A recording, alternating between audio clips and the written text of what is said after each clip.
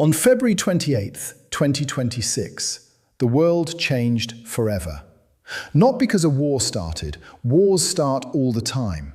It changed because for the first time in modern history, the most powerful military machine ever assembled, the United States of America, launched a war it may not be able to win. A retired US Marine intelligence officer who predicted this conflict years ago is now saying the operation has already failed. A decorated US Army colonel with combat experience is warning that America is walking into an economic catastrophe it cannot escape. And a Yale-educated historian who correctly predicted this war 2 years before the first bomb fell is saying something that will keep you up at night. America will lose. Welcome to the Hormuz Files. I'm 11 Alpha, and I'm going to give you the truth that the mainstream media is too afraid to say out loud. Buckle up, because nothing about this story is what you've been told. Before we break down what's happening, you need to know whose analysis we're drawing from. Because the most important voices on this war are not on. They're not in the White House briefing room, and they're not being quoted by the major newspapers. They're on YouTube, and they have millions of views, because people are desperately hungry for the truth.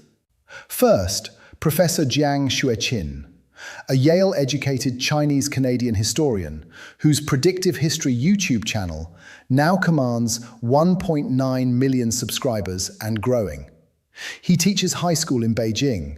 He holds no government position. He takes no corporate money.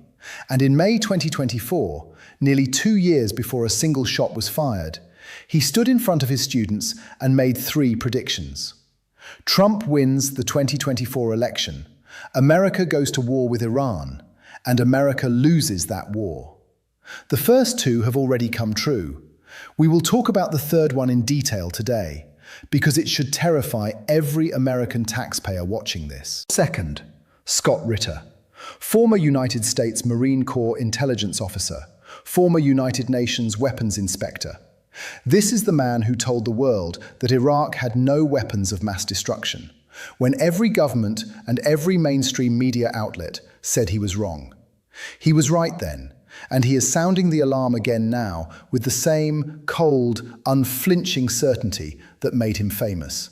Third, Colonel Douglas MacGregor, retired US Army colonel, decorated combat veteran of the Gulf War, former senior advisor to the US Secretary of Defense, a man who has studied and fought wars his entire adult life. He is now saying publicly that this conflict was not launched in America's interest, and that the economic consequences could bring down the entire system that made America the world's dominant power. 3 men, 3 lifetimes of expertise, and one message that the people running this war desperately do not want you to hear. The official narrative goes like this. America and Israel launched precision strikes on Iran to eliminate its nuclear threat, remove a dangerous regime, and bring stability to the Middle East. That is not the real story. Colonel MacGregor has stated bluntly that this war was driven by Israeli interests, that Trump, despite personal reluctance, was effectively pushed into these strikes by Tel Aviv's agenda for Middle East dominance. Think about that. The most consequential military decision in a generation, and one of America's most decorated soldiers is saying it wasn't made in America's interest. Here's the history they don't want to give you context on. The joint US-Israeli campaign evolved from initial strikes that killed Supreme Leader Ali Khamenei and dozens of senior military figures into sustained, large-scale air operations across Iran, with hundreds of strikes recorded in at least 26 of Iran's 31 provinces. The Pentagon called it twice the firepower of the 2003 shock and awe campaign that opened the Iraq War. And what did it achieve? Scott Ritter answered that question on day 3 of the war with words that went viral around the world. The regime change operation, he said, has already failed. Instead of collapsing the Iranian government, the strikes empowered it more than anyone could have imagined. Millions of Iranians poured into the streets, not to celebrate liberation, but to mourn their supreme leader as a martyr. Just before the strikes began, Oman's foreign minister had announced a breakthrough. Iran had agreed to never stockpile enriched uranium and to full verification by the IAEA. Peace was within reach.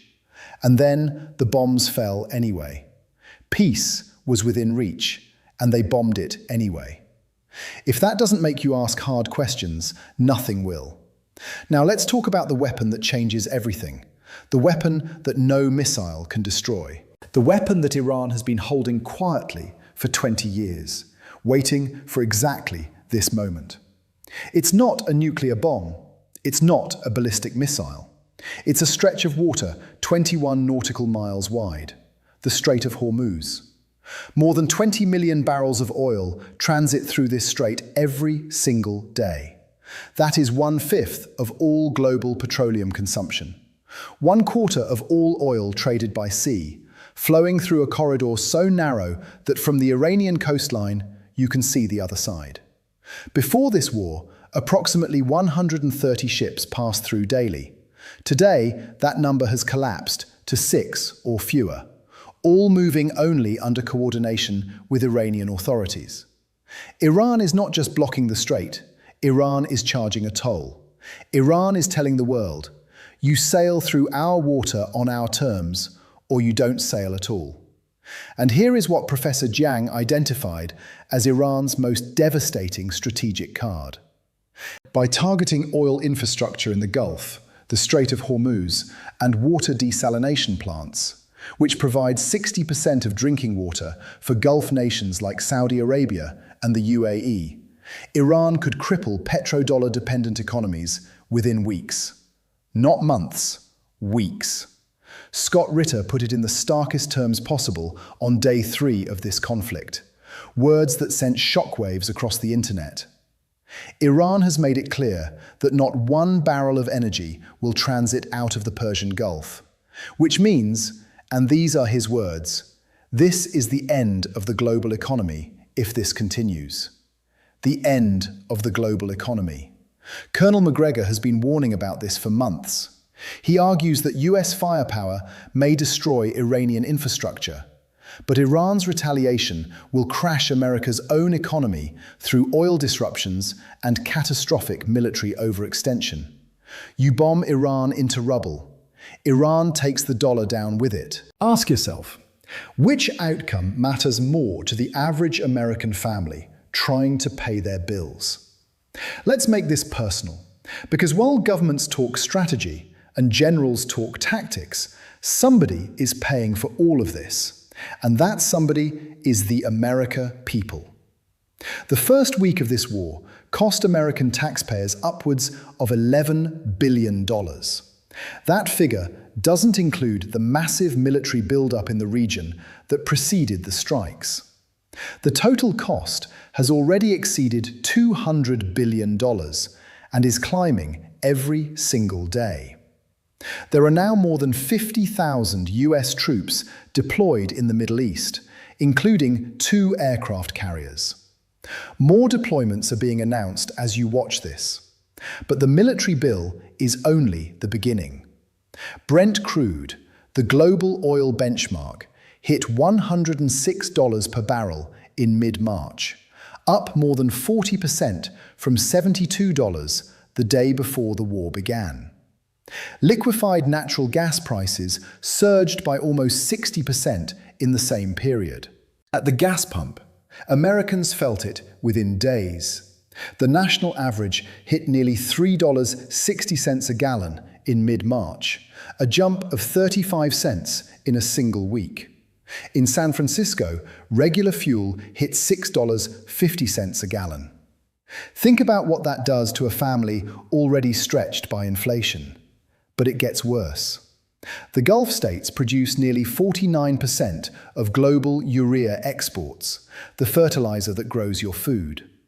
Urea prices have already risen 35% since the strikes began. When fertilizer prices spike, food prices follow, within months, every time in history, without exception. According to IMF analysis, Every 10% rise in oil prices corresponds with a 0.4% rise in inflation and a 0.15% reduction in global economic growth. Oil is up 40%. Do that math.